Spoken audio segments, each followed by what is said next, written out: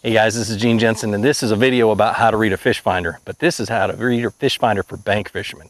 You know, when I grew up fishing farm ponds and fishing private ponds and things like that, and little lakes, bank fishing, we didn't have a fish finder. My fish finder was a Carolina rig.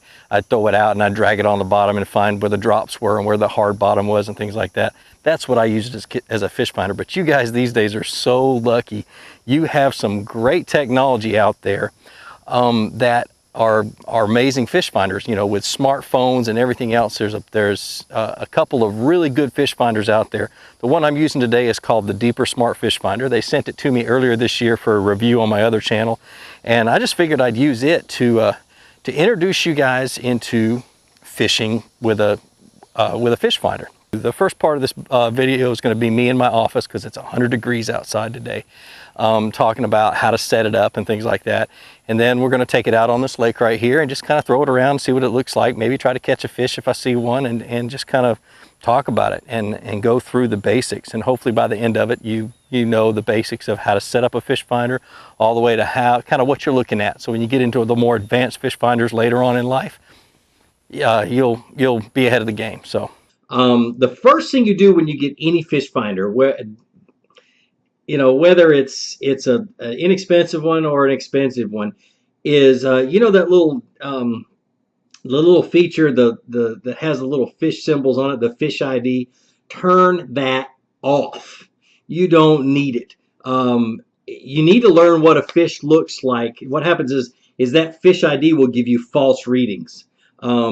Air in a brush pile or whatever, going over a tree, it'll say there's a ton of fish on this tree when really it's just part of the tree. That's I don't know why they still put that on fish finders. Most people who understand them don't use them. But turn the fish ID off. So the first thing I'm going to do is I'm going to go into my settings, and I'm going to look for let's see. It's not in settings. It's right here. Go into those settings, and where it says Fish ID, let's see if I can get it to focus. It's right here.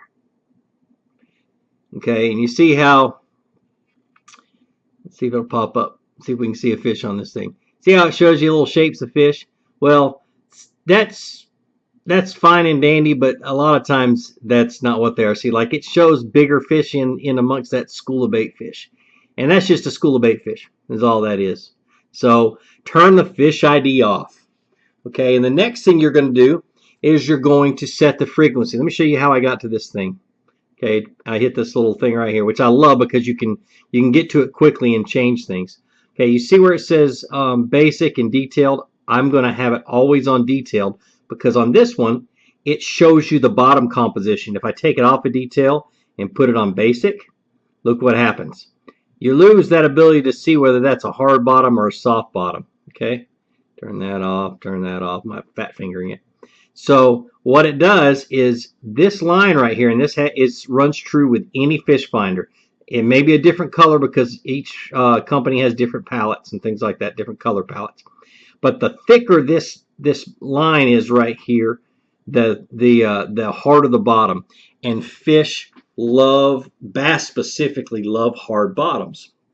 I know somebody's going to say something about that. Anyway, love rock and clay bottoms and things like that. A lot less sediment down there when they're moving around. And also I look for hard bottoms when I want to jig fish.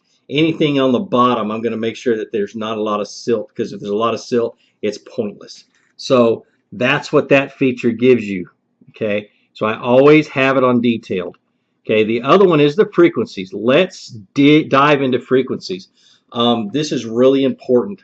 The signal coming out of the bottom of your transducer is in a cone shape.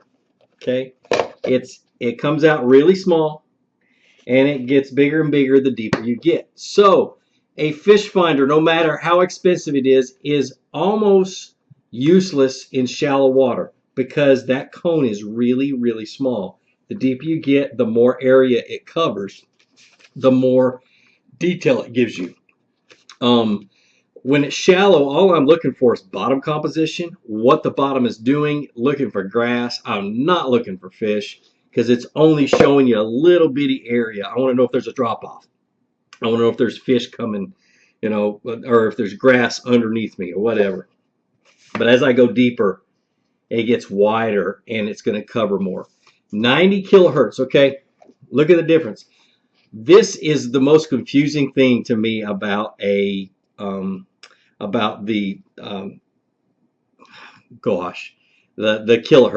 is 290 kilohertz is a smaller cone than 90 kilohertz. So the smaller the number, the bigger the area it's going to cover on the bottom. The bigger the number, the smaller the area it's going to give on the bottom. This one's going to give you a lot of information. Sometimes a lot of information is not good, and I'm going to tell you why. This one is great for covering an area really fast. You can go on high speeds and not miss a whole lot of stuff. But once you find a school of fish, or once you find a rock pile or things like that, and you want to pinpoint it, you want to switch to your high number, to your 290 or whatever it is on your fish finder. You want to switch to that high number and go back and forth over top of it and get that detail. Another thing, this is a ledge, and the cone comes over top of the ledge. Now what happens? You lose, all you see on the fish finder is the top of that ledge, okay? All you see is the top because it's reading the top and the bottom, but this is getting in the way. It's hard to explain, but understand that as you're coming up, or the worst thing for me is coming off of a ledge. If I'm coming off of a ledge, that cone is reading the top of that ledge, and the top of that ledge, because all of this information is coming to the transducer at the same time, you're missing the drop off. You'll see it as the cone comes off of the drop off. You'll see it, and you might see fish on it. But if I'm coming to a ledge, I want to come from deep to shallow so I can see those fish to start with and get a better idea to pinpoint. But I'll also switch to the smaller cone, which would give me that information and give it cleaner. So frequencies: small number, big number. Oops, let's make sure you see it. Big number. So on the deeper fish finder, I almost always, unless I'm just scanning an area or whatever else, you know, I'm going to have it on 90. But if I'm fishing shallow water and fishing little ponds and things like that, I'm gonna go ahead and switch it to let's get it to focus, to 290. Okay, and that's what it's on right now. It's on 290. So that's one thing to understand when you're talking about setting up a fish finder. That can be adjusted, and you want a fish finder that you can adjust that quickly, because a lot of times you want to pop back and forth. I don't like a lot of menus and things like that to get to it. Okay, sensitivity, perhaps the most important adjustment, and this one doesn't show it very good because this has really good a really good ability to block out clutter, whether you adjust the sensitivity one way or the other. But what I do to adjust the sensitivity on any fish finder is I will turn it all the way up. Okay, and you notice how you start seeing more things on the fish finder, and I will turn it down until I get to a spot that I like. Okay, and it's all personal preference. I don't mind a lot of clutter, but I don't want that clutter to interfere with anything, and I don't want to remove so much clutter that I lose detail. I lose the ability to see the fish that I'm going over, or the structure, or the cover, or whatever else. So I'm going to play around with it. See, what does bait fish look like? You know what I love about this machine right here is, what if I miss something? If I miss something, I can go back and see what I missed. Oops, I hit the button. Hard to do this backwards. All right. And there's some bait fish. Just looks like a big old ball. And of course the bluegill, that's the bluegill right there. That could be considered bait fish. You know, there's a fish in the grass right there. I can go backwards on this unit and see where I've been. Okay, there's a fish at the bottom. You know, get out there and learn what the fish look like, learn what the grass looks like, learn what a brush pile looks like. The only one way of finding out is to drop something down and feel it and say, okay, that's what I'm feeling. That's what I'm seeing on the fish finder. Take some time. Don't worry about catching fish. Learn how to read one of these things. Practice, play around with it, and it will make your life 100% better. I promise you. I cannot, well, let's put it this way. I feel naked without my fish finder now. I cannot, I'm totally out of place. I have a hard time, and it's bad for me, but I have a hard time enjoying the day without having a fish finder now that I know how to read one, and I love to use it. So it's kind of crazy. Well, let's get out on the water and go see if we can't catch some fish and kind of show you how this thing works.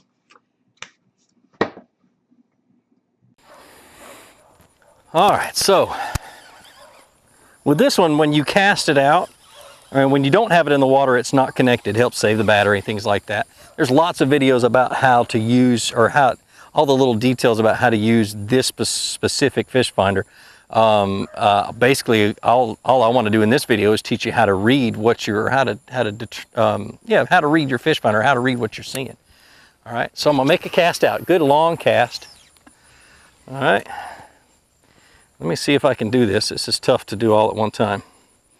Okay. Let it get situated. Okay, I'm 16 feet deep. Not much under the fish finder. No grass. That green is probably a little bit of soft bottom. Or a little bit of sediment on the bottom. No big deal. I hope you guys can see this without too much glare. Okay, and I'm slowly reeling it in. With this one, you just want to keep it at a good pace. All right. And like I said in my office, everything that's off to the right, on the very right edge, is directly under the fish finder. All this stuff you've already gone over. Now there's a little drop off with a fish on it at 8 feet deep, or at 9 feet, right on top of that drop off. That is probably a bass. You know, I determine that by how it's located. Okay. All right. So I'm going to remember exactly where that cast was. It's right towards that tree. See that tree way out there? Right towards that tree. All right. So I'm going to reel it in. And I'm going to go get my fishing rod. All right, so got my favorite little, I don't know, small pond bait or rig. It's a Mojo Rig. Got a little plasma tail on it, a little 4-inch worm. I love small baits for little lakes because it catches everything. All right, so I'm gonna make that same cast right towards that tree. All right, let it sink all the way to the bottom. Remember, it was 10 feet deep, so, or 8 feet deep. Let it sink all the way down there. And I'm just gonna drag it. What I love about a Mojo Rig is that it goes across the grass real well, so it doesn't get hung up a whole lot.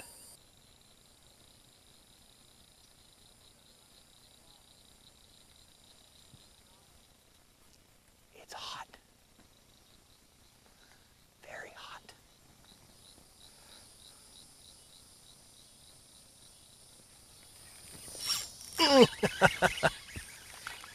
Little one. But that's it. Look how dark this fish is. Holy cow.